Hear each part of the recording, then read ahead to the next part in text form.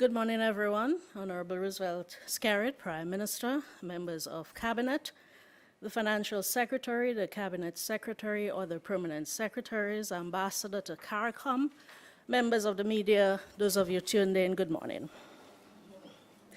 The Prime Minister has committed to these regular updates to the nation, and he is here again this morning to address you and to take questions from the media. Please welcome the Prime Minister of Dominica, Honorable Roosevelt Skerrit, with opening remarks. Thank you very much. Let me recognize my cabinet colleagues there, the senior public officers, very importantly the media, for always turning up. Because without the media, there's no press conference. So we always appreciate you making the time to be here. And of course, the viewing and listening public, good morning, everyone. And of course, thanks for joining us once again as we address matters of interest to the Dominican people. I wish to join in extending heartfelt condolences to the family and loved ones of Ted Dilly and to all the members of the media on his passing. Ted Dilly was a giant in Dominican broadcasting, a beloved voice that many of us grew up with. For close to 4 decades, his warmth and authenticity came through every broadcast. He was a sports enthusiast, a music lover, and above all, a broadcaster who understood the power of radio to inform and entertain a nation. Affectionately known as the bosom buddy, Ted became just that to the people of Dominica. His infectious smile, laugh, and engaging presence endeared him to us all. On behalf of the government and people of Dominica, I extend deepest sympathies to his family, friends, former colleagues at DBS Radio, and the wider media fraternity. May his soul rest in eternal peace, and may we always celebrate the life of a man who gave so much of himself to broadcasting and to the people of Dominica. It is with deep sadness that I learn of the passing of my constituent, Tony Seaman of Pennville. I extend heartfelt condolences to his family, loved ones, and to the entire community of Pennville as we come to terms with this loss. Tony was a valued member of our community, and my prayers are with his family today. May Tony's soul rest in eternal peace, and may his family find comfort in this difficult time. I want to also place on record again my condemnation in the strongest possible terms of all acts of violence which bring pain and fear to our communities. Violence has no place in our society, and I call on every citizen to join in building a culture of peace and tolerance. As a government, we remain committed to ensuring the safety and security of every Dominican. In recent months, we have taken steps to strengthen law enforcement's ability to curb violent crime, including measures to address the illegal use of firearms and improve the resources available to the police force.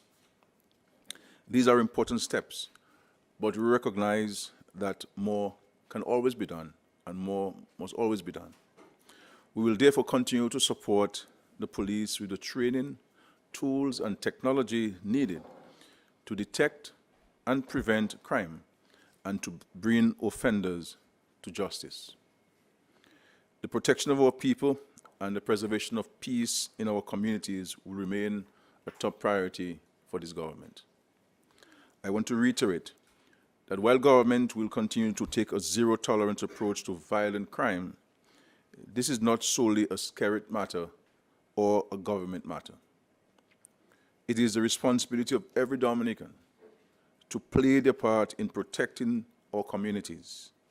Parents, churches, schools, civil society, and the community leaders and the business leaders all have an important role to play in shaping values, guiding our young people, and rejecting the culture of violence.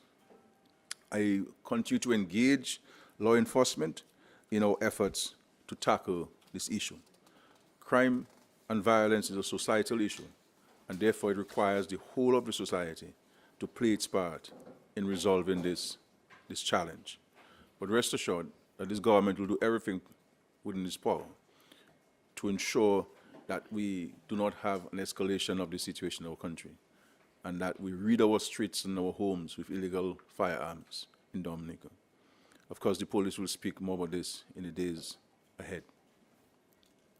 On Wednesday, October 1, Dominica proudly joins Barbados, St. Vincent and the Grenadines, and Belize in taking a decisive step forward on a matter that has been on the regional agenda for decades. That is the full free movement of CARICOM nationals.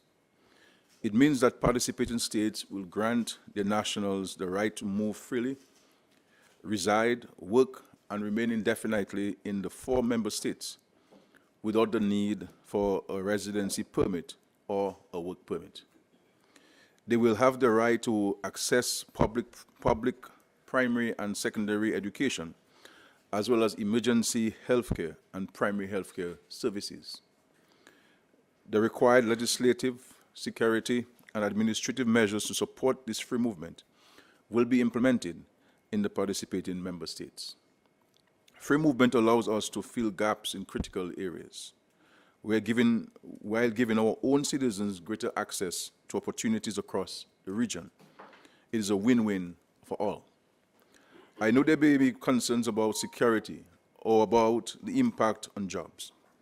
Let me assure you, our systems of cooperation, vetting, and regional security will remain strong.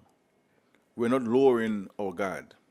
What we are doing is removing unnecessary barriers that have, for too long, held back our collective progress. I am hopeful that other CARICOM member states will soon join us in this historic step so that we can realize the full promise of a true Caribbean community. To the people of Dominica, I say, embrace this change with an open mind. Learn as much as you can about what free movement means and the opportunities it can bring for you and your families. And this notion that which prevails, that you will see a dramatic move of people from one country to the other, has never happened. In the various categories that we were approved thus far, there is no evidence to show that there is a dramatic move from one island to the other. And we cannot speak about integration. We cannot speak about solidarity. We cannot speak about coming together if people cannot move freely. And I think that I'm hoping that the rest of us within the Caribbean community can join on to the 4 of us who have taken this step to move forward with this, and that we have a full free movement of CARICOM nationals within our space. I wish to inform the nation that the OECS member states with CBI programs this month signed the agreement establishing the Eastern Caribbean Citizenship by Investment Regulatory Authority, an initiative designed to safeguard the integrity, transparency, and sustainability of our citizenship by investment programs. The establishment of the regulatory authority will ensure that our programs remain credible, secure, and globally respected. The authority will function as an independent regulatory body which will develop and enforce uniform standards and procedures governing the operation of all programs across participating states. It will oversee the activities of agents, developers, promoters, and due diligence service providers, ensuring compliance with both regional regulations and international best practices. It will conduct independent audits, carry out ongoing monitoring, and issue clear guidelines, directives, and recommendations to maintain consistency and fairness. One of the authority's most important functions will be to set minimum due diligence standards and ensure their rigorous application. The agreement also provides for the creation of a centralized regional database to be managed by impacts. This database will consolidate all relevant data on applicants and their dependents across participating states. Its purpose is to strengthen regional and international security, enhance intelligence sharing, and ensure that our systems remain in full compliance with the standards and recommendations of the Financial Action Task Force and the OECD and other international bodies. The agreement, I believe, will be made available in full for our citizens to read, but it is my view that it is comprehensive in its scope and reflects the collective resolve of our governments to continue to maintain high standards. For Dominica, this step is entirely consistent with our long-standing commitment to uphold the highest standards of integrity in the management of our program. We are proud of the contribution that the CBI has made to our country's development, but we have always maintained that the success of the program depends on its credibility and its alignment with global best practices. We therefore welcome this regional approach. It is an important safeguard for the conduct of our programs and an indication of our willingness to act responsibly as sovereign states. Dominica is pleased with this agreement, and we will fully support the work of the new authority.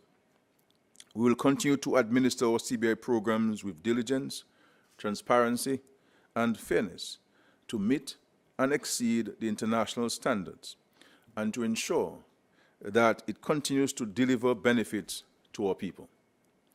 I believe with this new agreement in place, our citizens in the region, investors, and our global partners can be confident that the citizenship by investment programs of our OECS states are well regulated and sustainable.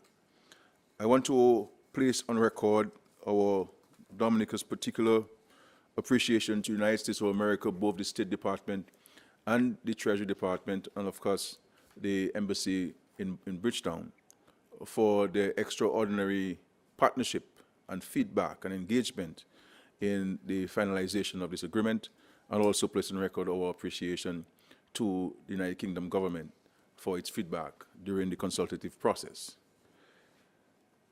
As I end, I mentioned last month that the government had concluded salary negotiations with the Dominica Public Service Union and the Dominica Association of Teachers and the Police Welfare Association for the period 2021 to 2024 and 2024 to 2027. The agreed upon salary measures have come into effect starting this September.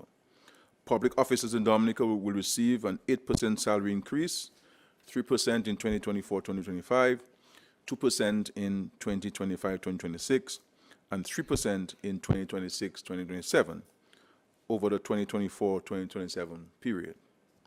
Effective this month, teachers will receive salary increases on the same schedules, along with new allowances to support their work. Government has committed to the payment of a new resource allowance, and they will also receive their back pay. And the resource allowance, teachers have to buy sometimes manila paper, they may buy some markers, they might have to buy some glue, and so every teacher will be given an allowance to allow them to be in a position to purchase those items. And so we look forward to this working out. During the months of October and November, both teachers, they're all public officers, but because they're represented by two different unions, they're differentiated. But we could say public officers will receive in excess of $4 million in back pay in the months of October and November. So this is good news for public officers. I am not sure whether parliamentarians are part of that as public officers, but I don't think we are. But I'm very happy for the We are part of that too? Serious? That's good news for me, man. But I'm very happy for that, and I want to really express my appreciation to the unions and to the Police Welfare Association for the professional and respectful manner in which they negotiate with the government. As I said last press conference, I think they outdid the government negotiating team this year. And it's all good, and everybody's happy, and we look forward to their continued diligence and productivity. And of course, with regards to the police, effective July 2025, the Police Welfare Association has also agreed to an 8% salary increase, so also the police are enjoying the 8% salary increase. And of course, the police will have been paid their back pay in May of this year, so they received their back pay in May of this year. And so, our public officers or teachers or police officers, are really the backbone of national development. And we are happy to have reached this agreement with both parties. And I think sometimes the rest of the country has to appreciate the role that public officers play and police officers play in national development. Now, because the government is the taxman and the government is the employee of these public officers, their taxes are deducted from their salaries, so there's no escaping. Some employers might deduct from your salary the income tax and may not pay to the treasury, to the income tax, to the inland revenue. But with the government, it stays in the same hand, and so the income tax base is really sustained by the public and police officers. And this is why we must always find ways of improving their condition of work and ensuring that they can be in better positions. This is why we have the 2% government housing loan facility for the police and public officers. This is why we have reduced the price of land so that we can facilitate the purchase, and so make it easier for them to first buy land and secondly to be able to build a house and feel part of the efforts of national development. So I want to thank the leadership of the Dominica Public Service Union, the DAT, and of course the Police Welfare Association for the constructive engagement through this process.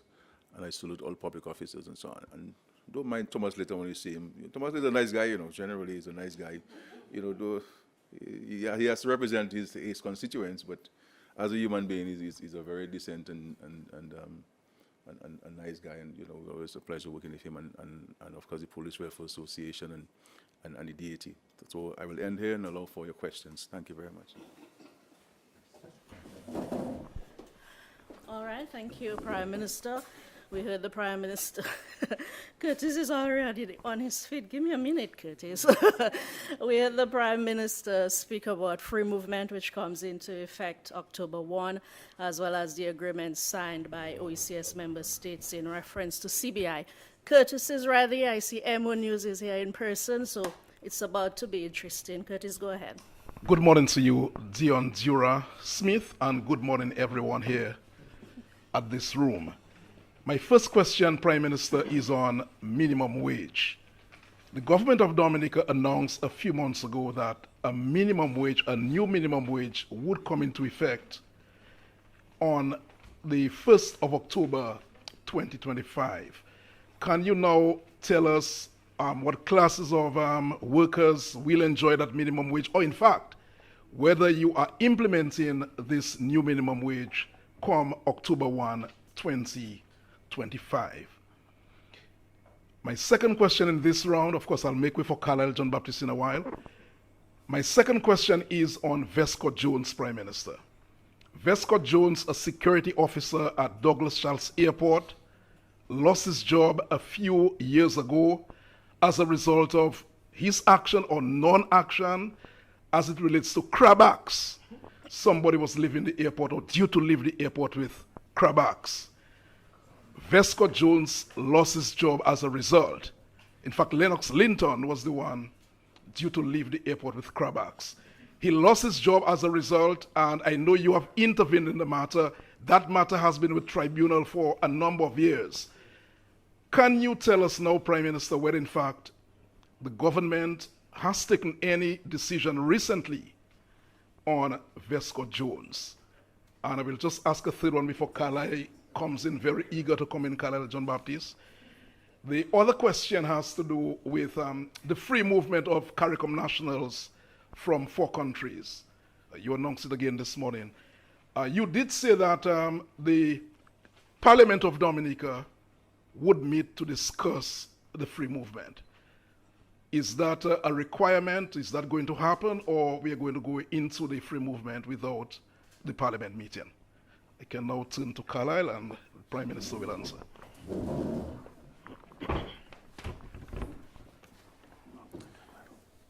Thank you. With regards to the minimum wage, we made the announcement in the budget of this year that we will have the minimum wage reviewed with the intention of having this implemented in the 1st of October.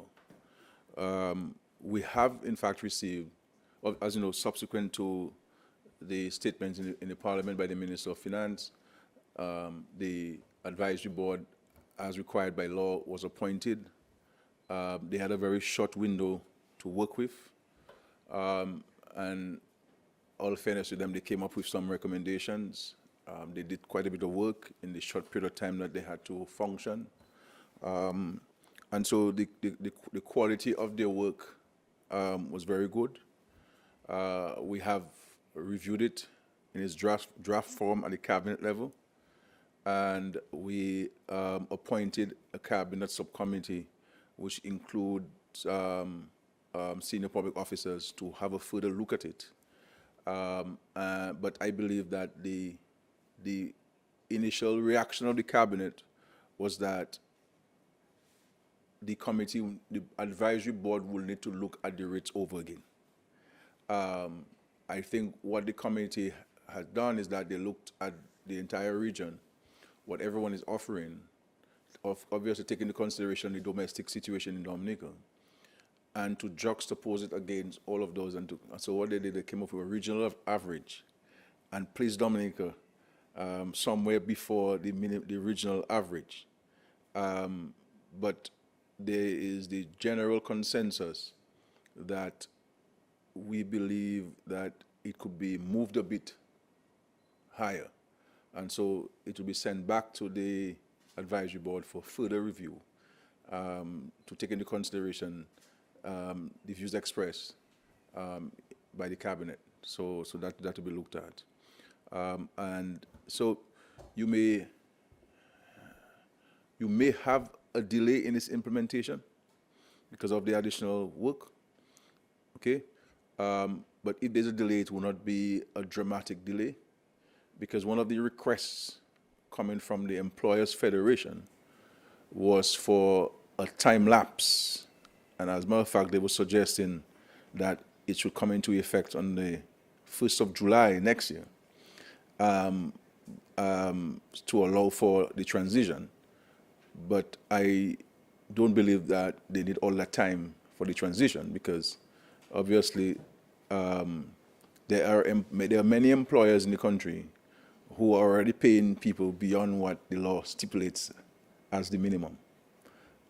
So there are people who do not have to make any transition. They're already doing so. It might not be as significant as it is. But I believe everyone in the country, every employer in the country would want to agree that the minimum wage increase is a bit delayed, and we gave reasons why it was delayed.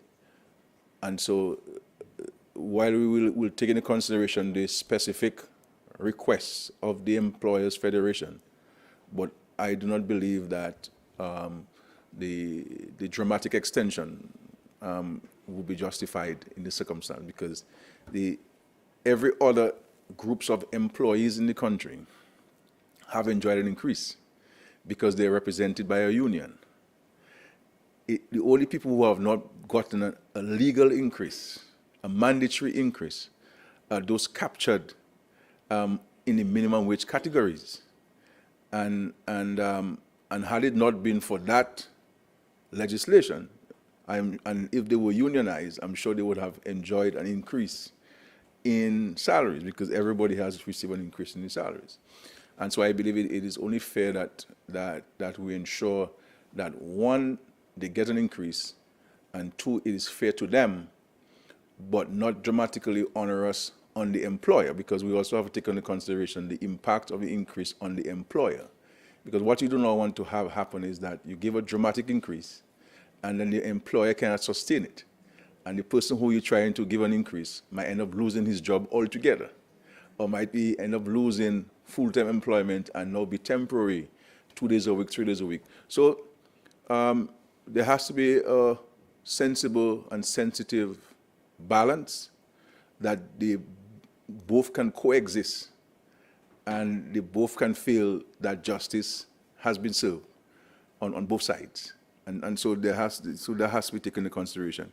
And this is why I believe that it might be fair to the Employers Federation to take note of their requests.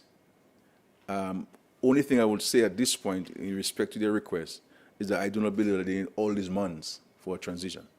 But certainly they may need some time for a transition. Though people are aware since July, an announcement was made that there's going to be a change in the minimum wage. And I'm sure that they all have already factored that into their equation. But we take note of their requests, and as part of the consultative process, as part of living together, and being respectful of each other's point of view, then that point will be taken into consideration. The free movement, I believe that there may be some legislative amendments in some cases, but it can go into effect by a policy decision. The law can be retroactive to cover the law will be retroactive to cover the period of time that the law would not have been amended, simply to add categories to the legislation, and of course to ensure that the issues of contingent rights are enshrined in law and not in by way of a policy. But the policy decision of the government can allow the free movement to proceed and to be effected on the 1st of October. But we will go to Parliament in the middle of October to have all of the necessary amendments made to the law to give it the full legal effect. But it can be, I am satisfied that by a cabinet decision, it can come into effect, and that period that will be covered retroactively by the Parliament. With regards to Westcott Jones, as you know, I've tried many times to resolve this matter, and take into consideration that this is a young man. I know he had some family challenges. His parents were not well, and in my view, sometimes mistakes are made. Poor judgment comes into effect sometimes, and in my view, if you're dealing with a leader of the opposition at the time, sometimes an officer may not know how to treat with a person in that position, whether it's a minister or a senior public officer. So people freeze in certain circumstances, and they set aside, maybe sometimes not deliberately, but because of the circumstance, they set aside the rules or their understanding and so forth. So I have tried many times. I met Westcott Jones no less than 4 times or 3 times during the years, and trying to resolve the matter so we can move forward, obviously recognizing that it is before the tribunal. But I try to use my good offices as Prime Minister to resolve issues between citizens and state agencies or the government and so forth, because at the same I represent both, and I cannot cause injury to each other, so I have to be very careful. And of course, my intervention is always about using my good offices to resolve the matter. But the previous instances did not work, and we met with Westcott Jones last week, and I believe that there is an understanding of going forward to resolving the matter. So very soon I will write to DASPA to advise them of the action that they should take in respect to Westcott Jones. One of his being that he should be reinstated and be given the salary that he would have, a percentage of the salary that he would have lost during that period of time. And let us move on. Um, my mission is to set aside contentious issues as much as I can and resolve things outside of a contentious environment as much as I can, so that we can all live together in the way that the Lord directed us to. So maybe by tomorrow I will write to the diaspora to advise them on the action they should take in respect of Vesco Jones. But this also brings in a bigger question which I believe the government needs to address. That is the issue of the function and the functionality and the efficiency of the tribunals. Tribunals take way too long to hear cases. And when you're dealing with people's future and people's livelihoods and so on, I believe that greater alacrity should be extended and exercised in respect to the deliberations of the tribunal. Obviously, the tribunal is made up of largely voluntary people who come from time to time. And there are times that both sides may delay. Those who take the matter to the tribunal may delay, and those who are responding may delay. So you're understanding. But I believe that we may need to look at having a permanent engagement for a period of time so that matters can be heard. You know, or when you have a tribunal, engage those persons during the period of the tribunal on a full-time basis, so they can come throughout the day rather than the evening or afternoon or after the day's work or after they've done something else. So I think we need to find a way of causing those tribunals to be more efficient and effective, because, I mean, I remember the situation with the ports, you know, how long it was, 20 years. That should not be the case. I don't think that that's what the drafters of the law envisaged, that a tribunal would take so long to hear a matter one way or the other. And if people are aggrieved by the decision of the tribunal, then they have the next step to go to the courts. But they can't go to the court unless they hear a matter at the tribunal level, and so forth. So I think we need to, I think these things bring up issues that we need to pay attention to, and to see how we can move it going forward. I think I've answered your few questions. Yeah, thank you.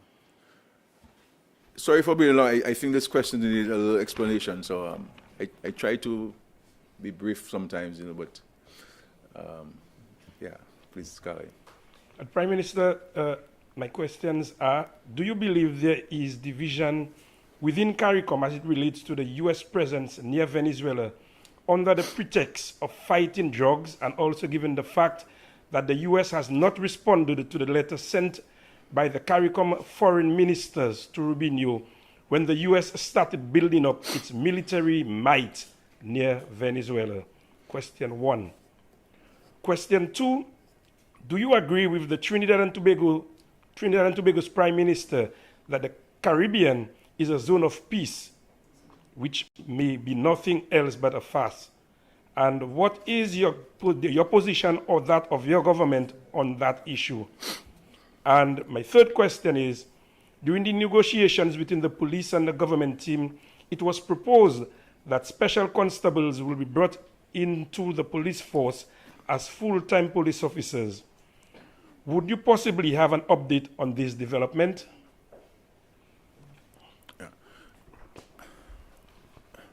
Yeah. I mean, the first question about the division within CARICOM on the U.S. presence and so on is not for me to determine that. Every country expresses themselves as sovereign nations. People have divergent views on a particular matter. This is not unusual. You'll have that. And so I would not want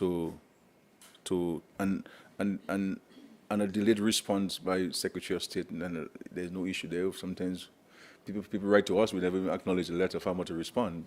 So, I would caution us against trying to create a situation within CARICOM that really doesn't necessarily exist.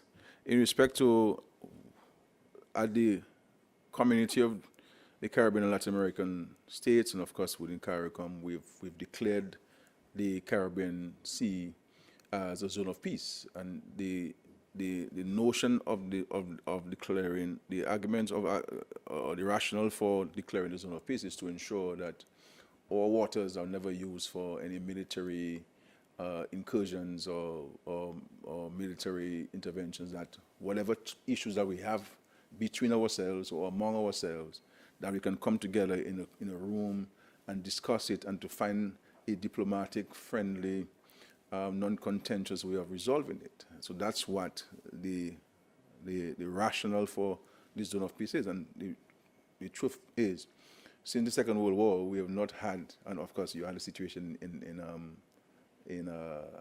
Grenada, but generally one can say that the Caribbean has been the most peaceful region in the entire world. I mean, the other places in the world are on fire, literally. But we have enjoyed peace and tranquility. And so this is the background or the rationale for this. But I have been around for a long time. You with my song on somebody, it's okay, somebody else. But I've been around for a long time. But I've never been in the business of sparring with any prime minister or head of state or the government. And if everybody's view is their view, they represent their country's interests, and they're free to express themselves in a manner in which they believe is in their national interests to do so. And so I don't take umbrage to people expressing themselves or trying to say, well, I disagree or I agree or whatever it is. Everybody has a different view on different matters. Rightly or wrongly, that's not for me to make a judgment on. I can only speak for Dominica and Dominica's position on any global or regional matter. And that's what I try to do. But you'll never see any record of me, even when people may say things about Dominica that I may call them privately. You understand? And speak to them privately and to say, what is it you say about Dominica? But I will not go on to respond publicly and to shout across the Caribbean Sea. And the reality is, every single CARICOM country is extremely vulnerable to all kinds of shocks, all kinds of natural disasters. We're not islands unto ourselves. We're not continents. We don't have this largesse that any one of us think that we have. And as we have seen in experiences, in a twinkle of an eye, all what you have built for all of these centuries can be washed and blown away by a natural disaster. And so we all have to lead our countries with humility and recognizing that we're just passing through. And that's what I do here. That's the hope. But we have to be careful that we don't try to sow seeds of discord and disunity and contention among ourselves and between ourselves. It's not good for anybody in that manner. Negotiations with the Police Welfare Association in regards to special constables. I believe that the understanding was that those who meet the requirements, because there are minimum requirements for you to join the police force. Because as you know, when police constables, the idea of police constable came about, it was never to be engaged in a full-time basis. We have been, and you have your uniform in your closet, and when you have an activity, you come outside the courthouse and you stand up there and and so forth. But because of the exigencies of the situation, we have engaged them, and in many different areas. And all fairness to many of them, you will never know the difference between them and an appointed police officer because of the diligence and the understanding of the work that they have to do and so forth. But there are men and women among them who, with some additional training, we believe, can get to that level. And so it is left to the police administration to look at this and to advise what kind of training you're going to put in place that may be shorter than the normal training, and that could transition them into the police force. And so we support that fully. And it's left to the police now to seek to implement that understanding between the government and the Police Welfare Association. Yeah. That's it? Okay. Everybody. PM, earlier this year, you spoke of a cabinet reshuffle. When do you think it'll become a reality? Because we've passed a couple months now, we've not seen it happen. Second question, you spoke also last year, somewhere around August, about the reality of the Thea Laffour track in Portsmouth. And my third question, I'm not reading from any script, is what is going on with the titles of homes? You're making another big pronouncement this afternoon, and I congratulate you too, for the Scottsdale people. And we've been hearing about titles and it's not becoming a reality. Just speak to that for me, please. Yeah. Thank you. Matt, I don't know why you have to specifically say you have no script before you. I'm not sure. I mean, in regards to the cavalry shop, there is no time constraint on this. The Constitution, there's nothing in the Constitution that says that you must do this at this particular time on this particular date and so forth. I mean, it will happen when the Prime Minister decides. It will happen.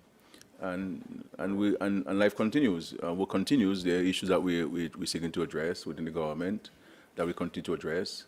And when it comes for reassigning ministerial portfolios, it is expected that ministers will continue to carry the duties, but there's also collective responsibility that we continue to carry out. So it will happen when the Prime Minister decides, and I'll advise the President, and then we move forward. So I don't think people should make a huge issue out of this. It will happen at the appropriate time. Okay. The TLR for track. As you know, we have a commitment for some funding from the International Athletics Association, and of course, the government has moved with the acquisition of the land in the Point Round. There are some studies have been done. I know the Ministry of Sports had discussions on Friday, Thursday last week, I believe, looking at, because what we're seeking to do is to have a master plan developed for that area. And part of the master plan will be to include an Olympic-sized swimming pool as well, and so do it properly. And so we're engaging a architectural/engineering firm who will give us that comprehensive master plan, so that obviously the first phase will be the setting down of the track and the associated amenities for the track and field. And simultaneously with that, we will also build the Olympic-sized swimming pool, and to turn that area into a real sports center enough, and look at other sports that we can position there. Even the issue of accommodation for athletes who may come from regional tournaments and able to reside there during the tournament. So there are a number of things that we're looking at in this. And so I'm hoping that very soon we can share with the public the master plan for this area and advise you on how we're going ahead of it. So I have directed the Ministry of Sports to step back a bit and to do it better than how they were proposing to do it in terms of the planning, and let's come with a master plan on this so that we avoid any problems and issues. So rather than us looking at a narrow part of the development, let's look at master plan. We will not have all of the money to do everything at one time, but as you know what you need to do there and what you will have to do there and the associated costs, so that you can program yourself much better and people can journey with you in that particular exercise. Titles by for the homes given, there is an undisputed position of the government that the people will receive their titles, and there is no government that can change that. Okay, it's a commitment to the people, and all of us understand the complexity sometimes in getting a title. It is not just saying, look, a title. The title has to be defined with boundaries, and also every lot must be properly surveyed, because you need to have precise boundaries. You need to know who is your neighbor, you know who you're boundary with, et cetera, et cetera, et cetera. And then you also have the further complication of strata titles, where you have apartments, and then you have to go and you give everybody a title and the conditions of those titles, et cetera, et cetera. And so we had attempts at the Attorney General's office where state attorneys were providing support in that regard. But recognizing the limited resources that the Attorney General has in terms of human resources, sometimes matters come up that they have to redirect those human resources to emergencies before the state. So what the cabinet has done in its deliberate judgment and determination is to engage a state attorney exclusively to the Ministry of Housing for that particular purpose. That is to facilitate the titles for persons who would have gotten government properties. And significant work has been done by this young attorney. I want to commend her. And I want to, actually, when she came to see me, she's the one who suggested that, look, Prime Minister, I worked in the evaluation unit before I went to study law, and I don't mind helping in this area. And I said, well, great. And then this is how we end up putting her there. And so she is intrinsically motivated by this and committed and has a particular passion for this. And when you have passion, 80% of your work is done already, you know. And so far, we have 26 titles for the PD7 people who are residing in Belleville-Chopin. So very soon, 26 families will receive their titles. What I've asked the Attorney General to do, because as you know, there are fees associated with this and so on, I've asked the Attorney General to look at the legislation and to see whether we could make either an amendment to the legislation, right, title by registration legislation, or what I preferred, a separate piece of legislation to treat with people who are receiving those properties, because some people would have received them based on humanitarian grounds, on their social circumstance. People would have received them because they had to be relocated. People would have received them because they had to be compensated, et cetera, et cetera, et cetera. And so we need to look at a piece of legislation that deals with this particular circumstance, separate from the title or registration and so on, to sort of remove the additional processes that are required by law there and so forth. So we're trying to see how we can truncate the situation, but also respecting people's right to property, etc., all of these issues. And so that's been looked at, but that notwithstanding, we continue to move ahead under the existing legislation. And so 26 titles are almost ready, and very soon will be handed over. So this is great news. So we're making movement on this. But you know, Matt, we came from a situation, that's on a side note, where people say, one, Skerrit shouldn't give people homes. Then Skerrit gives somebody a home. Well, they say, look, Skerrit will never give you a home. You can wait and you'll not get a home. That's what they should say to people of PD7. Where Skerrit going to get all the money to build all those homes for PD7? That's a joke. You never get a home. Best go back to PD7. When they got the homes, they tell them, well, you have a home and you have no title. You understand what I'm saying? So I want to hear what they will say when they get the titles. I think they'll come up with something. But we're committed to that, and there's a promise made. And you will see the record, Matt. You know me for a long time. You, Rosie, and myself, we used to travel together. So you know me for a long time. And Carla too. So when we make a promise, we do keep it. It might take a little longer, but we do keep our promise. And that is why the Dominican people know about me. When I make a promise, I keep it. And it may come a little later than people expected, but I do ensure that. That's why I do make promises I can't keep. Yes, Imo News, please. Good morning, everyone. Can you clarify whether teachers at the private schools will get the allowances as well? And whether principals of these schools will also benefit from the mileage allowance? That's question number one. And number two, as we continue to build schools to meet the needs of a modern society, are there specific plans to ensure that these new institutions, well, we just saw the grammar school, will be equipped with air conditioning to provide students with a more comfortable and conducive learning environment? Yeah.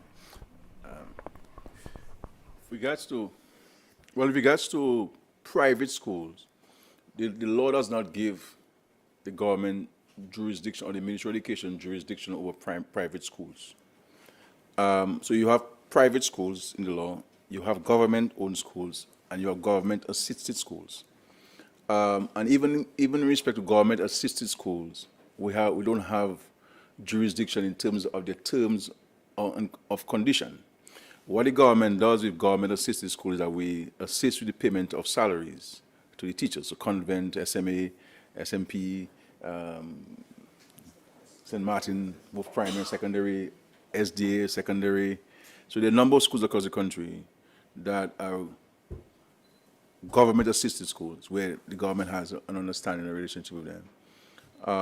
And so when the government negotiates, so they're not employees of the government, private schools. Neither are the government-assisted schools employees of the government.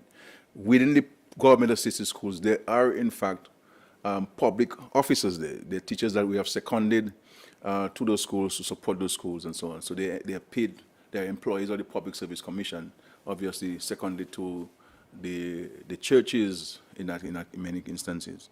So we don't have no jurisdiction over what are the terms and conditions of the private schools. So I cannot speak to that. What we have done in the past, even if the government-assisted schools are not entitled legally or otherwise with the salary increases that are negotiated for teachers, because they're government-assisted schools and we extend that increase to them from time to time. So I would have given authorization for the last negotiation in salary increase to extend that to the government-assisted schools, okay? But the private school would need to have more clinical assessment and evaluation of it because they're completely outside of the jurisdiction of the Ministry of Education, except for the quality of the tuition, the et cetera, et cetera. There's no oversight control in terms of the terms of condition. Even with the government, even with the government-assisted schools, it is a special consideration we give. It's not an entitlement in law, because what we do is that we give the church, in many instances, because the churches are the ones who own the government-assisted schools, we give the church a contribution, and they now spread the contribution as they deem necessary and appropriate.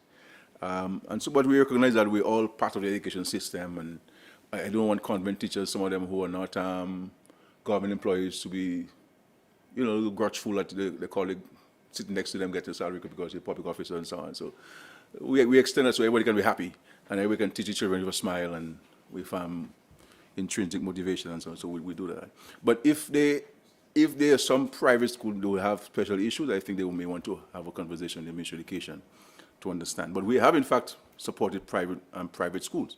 So you have Orion, for example, which is a completely private school. But I placed them in a government building.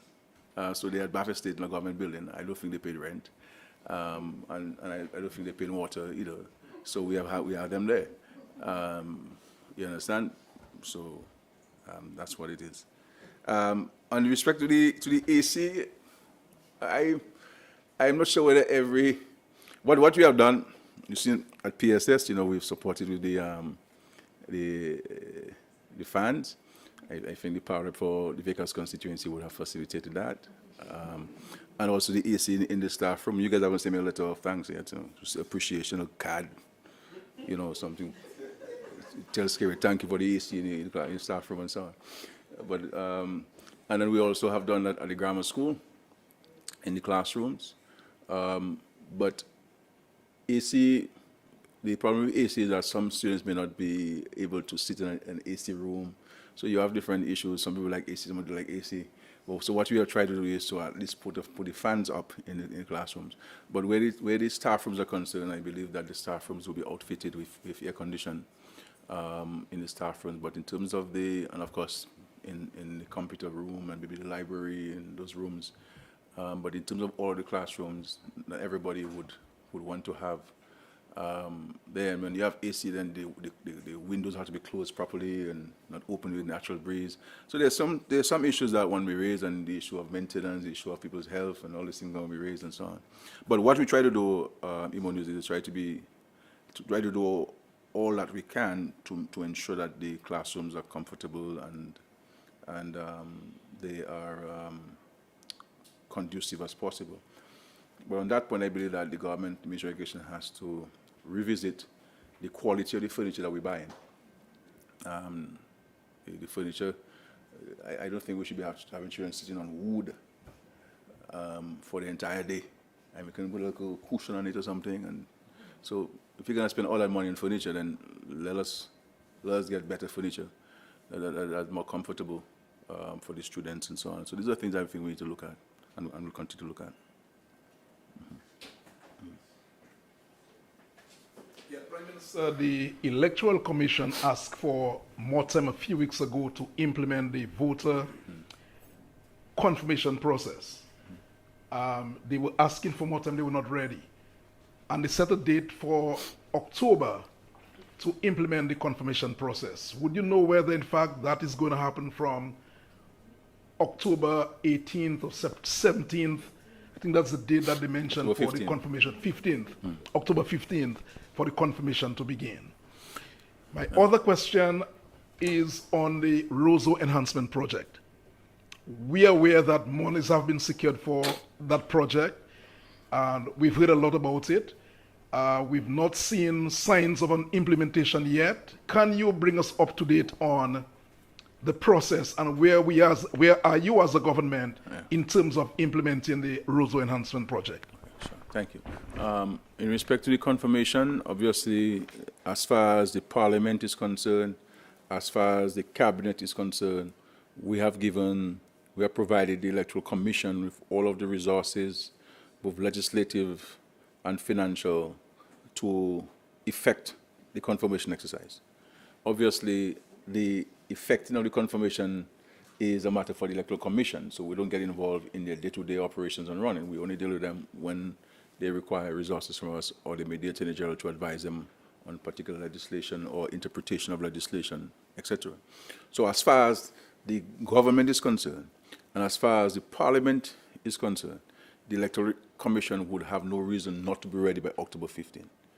And I will go further to say that I don't think that the Electoral Commission has the ability or the opportunity to wiggle itself out of that October 15 deadline, because the Parliament would have been very specific with the additional time given to it on its request to commence the confirmation exercise on October 15. Okay, so I think they will make an announcement very soon, and I'm hoping that they'll make an announcement very soon. But I'm not aware of any reason why they should not be ready on October 15. Or at least I have not been informed, but I'm not aware of any. But I think that question would be better posed to them rather than me. Otherwise, I will only be speculating as to what's going on in the Electoral Commission. Okay? In respect to Roseau enhancement, as you know, there were delays. One with the setting up of the project implementation unit. All of the staff of the project implementation unit would have had to be approved, or rather, there no objection given by the Saudi fund. So there was a prolonged delay in arriving at a conclusion on the staffing.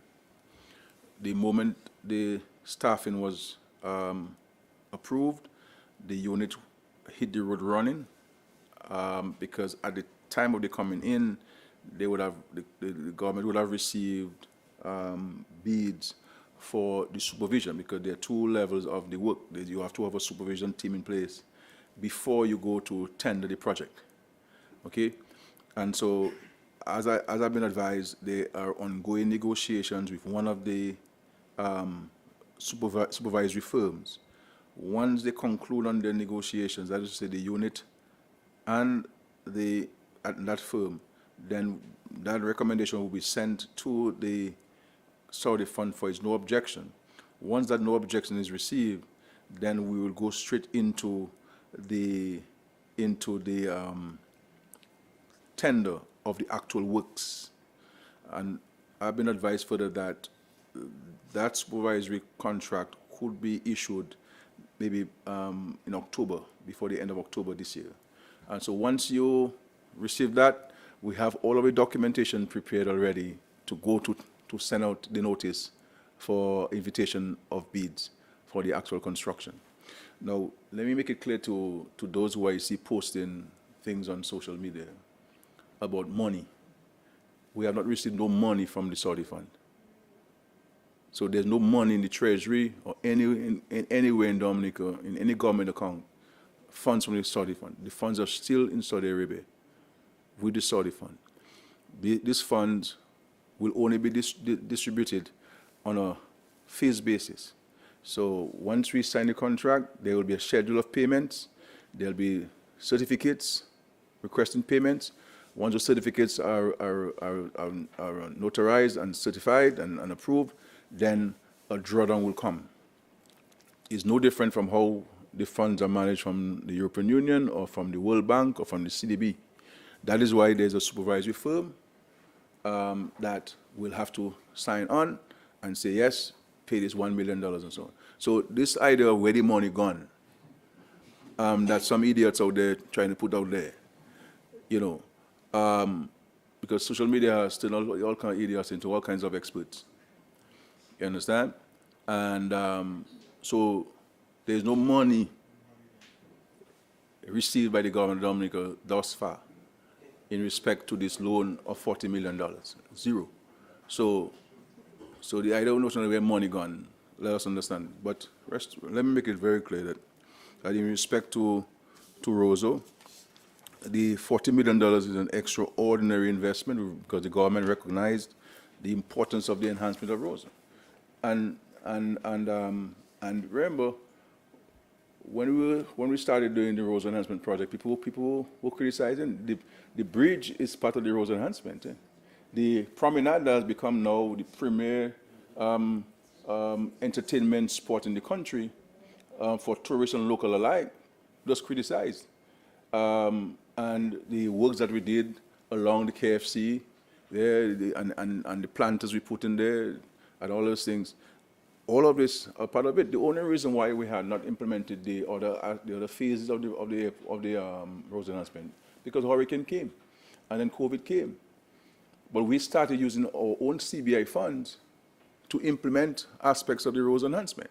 So the other phase are the roads. That's why we have taken monies to do some of the critical roads in Roseau. The sidewalks, redevelop the sidewalks, cover all the drains, we're trying to put all of the cables and electrical lines underground to build resilience in the city and the aesthetic beauty of the city, and so that someone can use a wheelchair from Astafan down to the Bayfront without having to go up and down. That is what we're seeking to achieve. So those who are talking about Roseau enhancement, there's no other government that has spoken about Roseau enhancement and have done anything about the city than us. You understand? Than us. And so this is part of it. And so we are even more anxious in the government, and the parliamentary rep for Roseau is even more anxious than everybody in the country in respect to the commencement and the completion of the Roseau enhancement project. Because as you know, the Parliament for Roseau has championed this project even before taking up office as the Parliament for Roseau Central. And so we're not talking about we're going to look for money to do it. We have funds to do it, and we are committed to ensuring that that is done. But when you borrow money from an institution, there are some procurement rules that you have to follow. That sometimes it is not it is more rigorous than the rules that we follow in terms of our processes, because we're the ones who will approve the unit and the management stuff and so on. But so there are issues that you'll always encounter. But the fact is, we have the funds required for this. It's not for us to go through the procurement processes and to have it implemented. I can tell you that I want to see this project because this is crucial. enhance the safety of the city, the aesthetics of the city, the cleanliness of the city. You will not be able to address this stench in Roseau unless you address the reconstruction of the drains, and that you have now. When you do that, this is where now you're going to put in very strong regulations on the restaurants and bars, and in terms of the grease traps and all of these things that contribute to the stench. And then we're going to be building washrooms in strategic points in the city, public washrooms, so people have no excuse. There'll be public washrooms that will be manned by people during periods of time, so that we all have to play our part. So, insofar as the government's role, we will fulfill our responsibilities towards the enhancement of the city. But in terms of keeping the city clean, it's everyone's responsibility. Everyone's responsibility. I'm on my second, Prime Minister. Yeah. The Windsor Park Stadium lighting, do we have a latest update on that and on that project? And are you satisfied with the pace that work has taken thus far? Because we have the Creole Festival coming up, and it seems that lighting is becoming another nightmare. The Dominica Unit Trust Fund. I've been asking about that Unit Trust Fund for a long time. Persons invested in that, and questions have been asked as to when will people finally reap their investment, because we're just not hearing anything about that. And I have a next question is delayed payments of the NEP workers. They've been asking that question, why lately they've been receiving, well, I have to say their salaries late. And according to some of them, they also have commitments. And my final one is, can you give us an update on the appointment of a police chief, since the post of police chief has been vacant for a while now, please? The issue of the lights, obviously, the Ministry of Sports can give you a longer response to this. And so they'll be in a better position than me to tell you whether the works are being done efficiently or effectively, because they would have some details on this. My only disappointment is that it appears that the lights won't be ready for independence.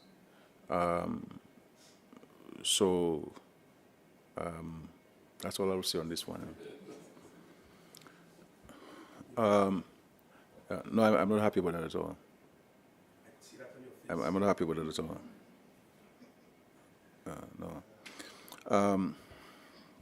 Dominica Unit Trust is a long, outstanding matter, part of the solution to this problem reside in Port of Spain, Trinidad. And I think there were issues in getting them to agree to certain things. And of course, that agreement then was not properly done. There were a lot of complications there, a lot of loopholes in this agreement. And unfortunately, some people would have lost their investments in this.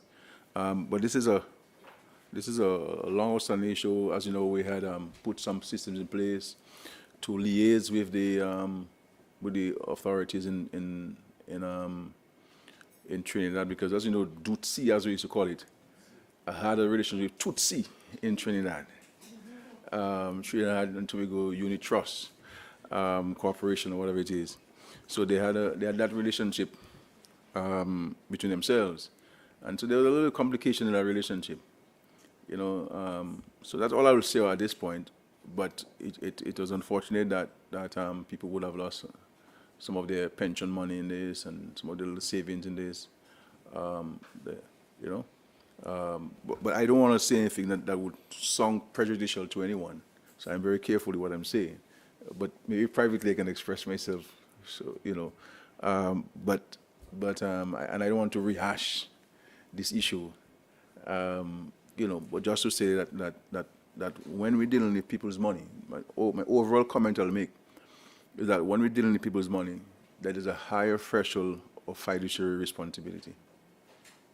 And we must always maintain the good governance principles, and so that people's monies are protected. And when we go into money investments of monies and so on, we have to be sensible with the kind of interest rates that we say now we can pay people. I am just a village politician, so I'm only applying common sense to things. Anytime somebody offers you 8 and 9 and 10 and 12%, you might get, you who invest first may get, but the 100 of us who may invest later may get nothing. So we have to be careful with this. Late payments, sometimes that happens, not everybody, but in groups of individuals. Of course, the cabinet has noted that, and we've asked the Minister of Finance to pay particular attention to this matter, but we take note of that. Okay, we take note of that. In respect to the police chief, there will be a further extension of the acting stint by 3 months to take effect on October 1. And of course, during that time, a decision will be made on the permanent appointments of the chief and deputy chief. But we do have a chief of police in place, and the chief and deputy chief have all of the authority to carry out their duties and mandate as the officers in charge of the overall leadership of the police force. So, and they have my full confidence to carry the duties as chief and deputy chief. Yes, Matt, please. Yes, final 3 questions, sir. When St. Lucia had a gun problem, they brought in the RSS to assist. Would you be considering that option, sir? Because there's a lot of, stories around this, that the RSS is here. And so I'm saying, would that be used as an option for that? Second question is, what's the latest on the tennis court? I heard some stories about the tennis court and non-completion. You're blaming the Public Works Department. And the third and last question, sir. Will there be a by-election? We have not seen Miriam Blanchard in a little while. Is there a by-election coming up? Yeah.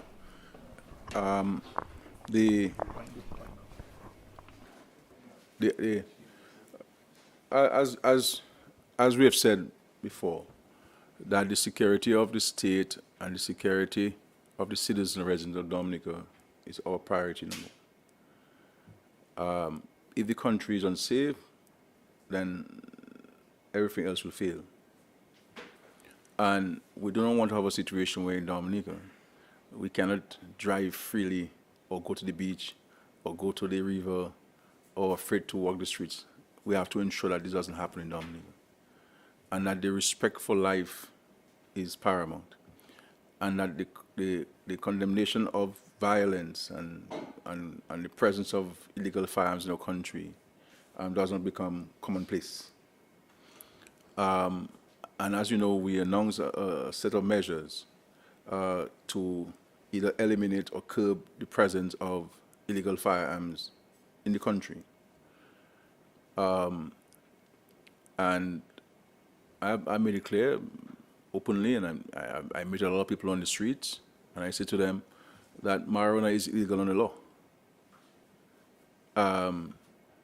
But this is not a priority fight for the state. The priority fight for the country now is firearms, illegal firearms. And so we will not sit idle by and not seek to try all of the opportunities that are available to the state and the police to bring a sense of calm and normalcy to our country. While we recognize that the incidents we've had are targeted, but every life is important, and no one has the authority to take anybody's life under any circumstance. And so we have to be mindful of that. And so the regional security system was established to support each other in maintaining and enhancing the security of the region, but also the security of each member state. And so on advice of the Chief of Police, the Minister of National Security, which is required, and the agreement has invited the RSS to join the police in our efforts towards eradicating the presence of illegal firearms in the country. And so the police can give you more information on this. But yes, the RSS is in Dominica, and the RSS is here to support the police in eradicating the presence of illegal firearms. Anybody who has it, we'll take it from you. We have to do something about this. And one may say that it is just a few murders, but every country started with one, and it got to 15, and it got to 25, and it got to 67, and it got to 100, and it got to 600, and so forth. We only a population of 70,000 people. But at the end of the day, for us as a country to curtail the gun-related incidents will require the cooperation and the involvement of everyone in the country. So this idea of what's Skerrit doing or what the parable Ports of saying and so forth, everybody in Ports of knows who has guns and who's selling drugs. So what are we doing too? So yes, the parable will say something, and the parable has to say something because the parable is part of the solution. But we have to start looking at ourselves and say, what can I do? So we have to stop looking at what somebody else should be doing and what can I do to solve the problem. And I think that's when we start looking at ourselves, what can I do, then we'll start owning the challenge, and we'll start finding that we have a contribution to make towards this and so on. Okay, the tennis court has been paved. But I hope you can play tennis. I invite you to play. No, well, that was redone. So I wasn't satisfied with what Public Works did at all. Public Works should have refunded the money. Public Works Corporation, they should have refunded the money. And I understand why we start making people refund money to the government when they don't do the job properly and so on. So I'm not hiding that. No, they may use the money already and so on, so maybe they don't have the money to refund, but they should have refunded the money under normal circumstances. But I go past that one, you know what I'm saying? I see what I have to say, I move on. You know what I'm saying? But you're raising the thing of Public Works again, my brother. But anyway, it has been resurfaced completely. As you know, there were 2 courts originally, so you'll have 2 courts there. It will be marked soon. The lights have been ordered. They will take some time to get there because the lights have been there are not for that purpose, but you'll have lights specifically for hard courts and tennis courts in particular, and so people can go in there and to recreate, exercise. Tennis is actually one of the better sports to play, especially when you pass a certain age and you're trying to avoid contact sports. So I would invite everybody to look at playing tennis and to run around and so on. So that's good news for not only because this is not only for the city of Roseau, but for the entire country. As you know, this was the premier facility for tennis in Dominica.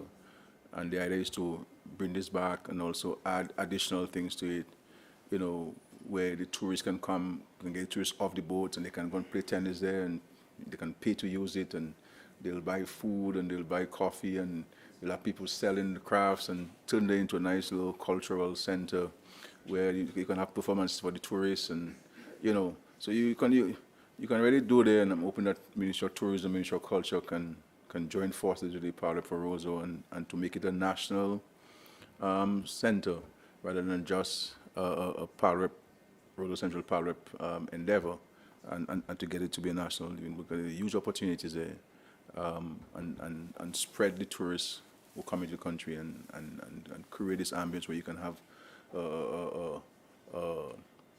a display of carnival, for example, you know, and bring the Carinagos and bring the various cultural groups and so on. So there are huge opportunities there based on the plans that the Parliament for Roseau has shared with me, and I think that we should treat it as a national project rather than a constituency project.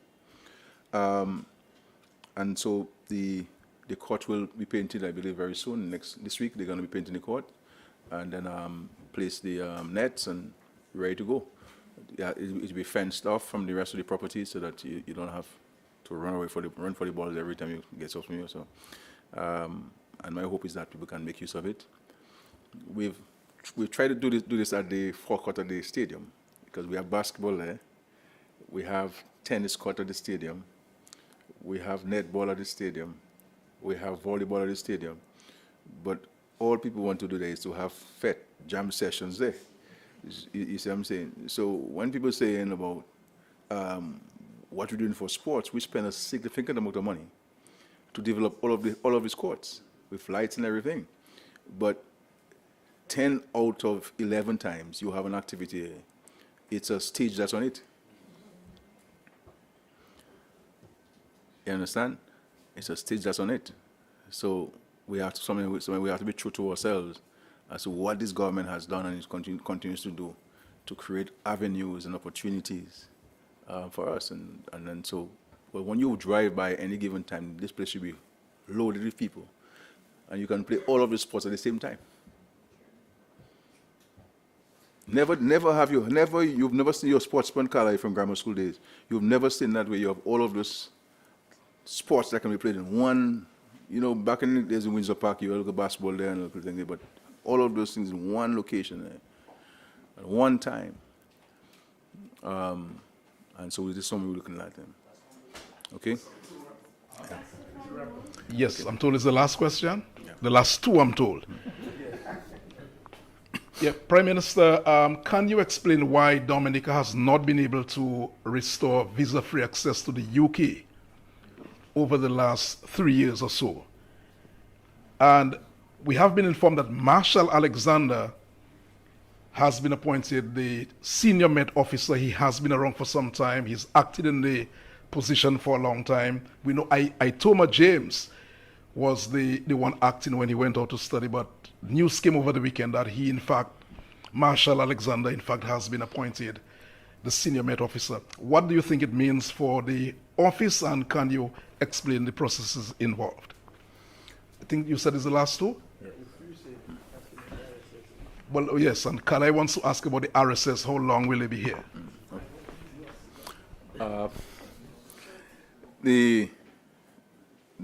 I mean, it's not us to restore the visa thing. It's for the UK to restore it.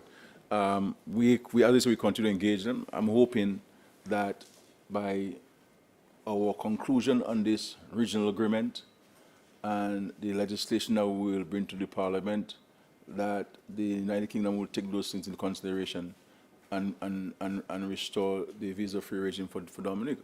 So we continue to engage, and of course, as you know, we have a new High Commissioner in London. I have made it clear to her that this is priority number one for us, and that she needs to put this as number one, number two on her agenda, and she has started that process. And so we'll continue to engage. We hope that the visa-free regime will be restored for Dominica, and we think that there are sufficient positive arguments to be made and to be considered by the United Kingdom government for the reinstatement. So we look forward to that. I mean, the issue of the Constitution only gives the Prime Minister authority to give no objection to certain positions. So I don't really get involved in those kinds of positions. But just to say that the appointment of public officers rests with the Public Service Commission, and the Public Service Commission is a creature of the Constitution, and it acts independent of any advice given to it or any consideration given to it. It acts on its own deliberate judgment. Sometimes they get it right, sometimes they get it wrong. But that's not for me to determine which ones are wrong, which ones are right. But in their own deliberate judgment, they make decisions, and I think that's what happened in that case. But the functioning of the unit continues, and that's what it is. So I don't think that is news in itself. You know, this is a mundane issue. Happens from time to time, and you have to respect the decision of the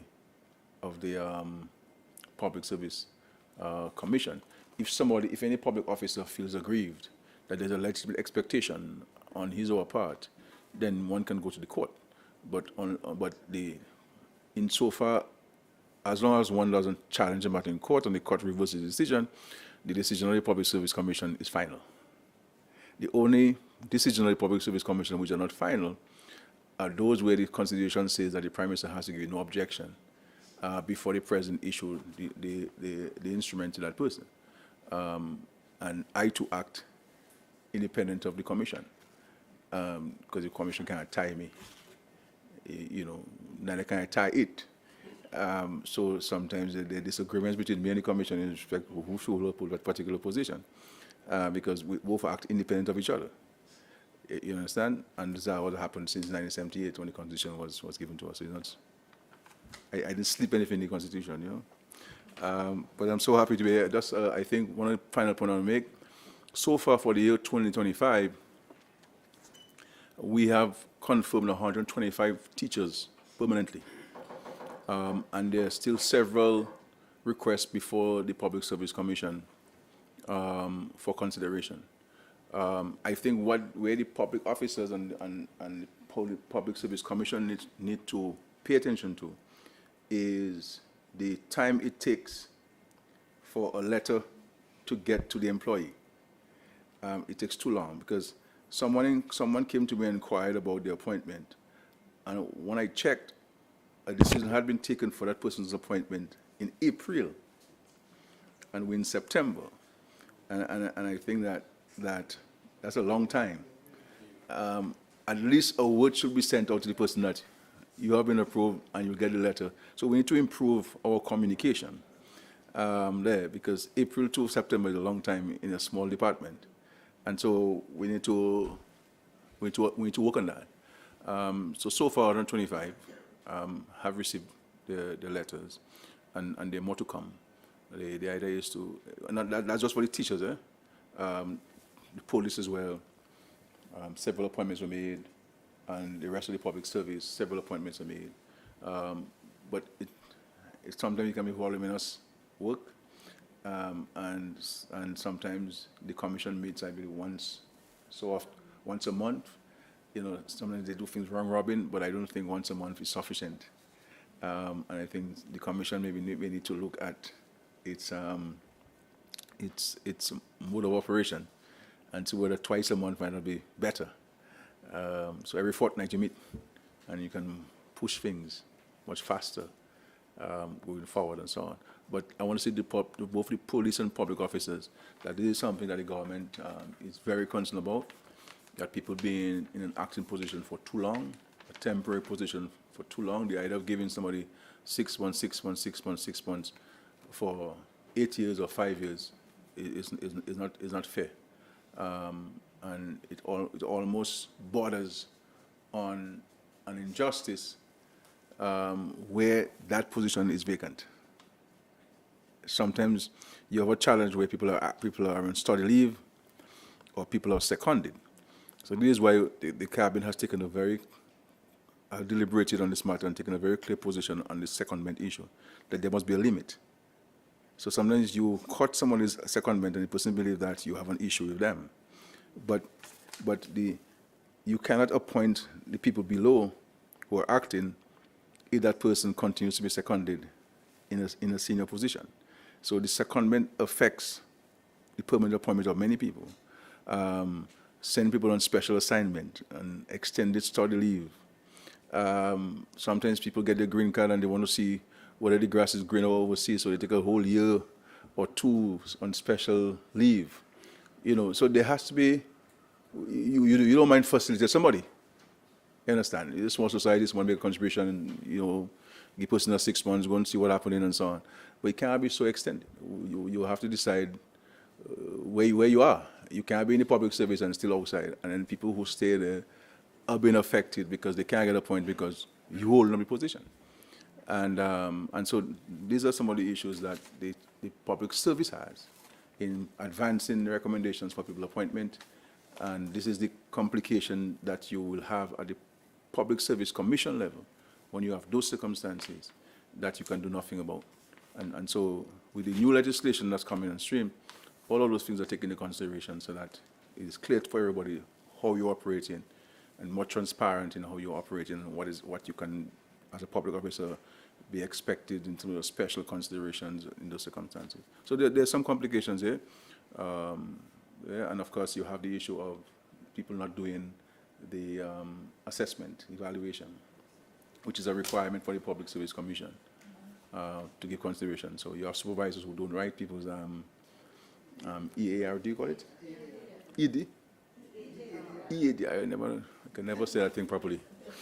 And then that person retires, that person goes on leave, you know, and in some cases that person vexed with you subordinates, and so they don't want to touch that person. There's a lot of big issues, you know, Kala, you have to deal with, you know. A lot of village issues, you know, you have to deal with on this issue. But thank you so much, everybody, for being there. I wish everybody well, and let's continue to work together. Thank you very much.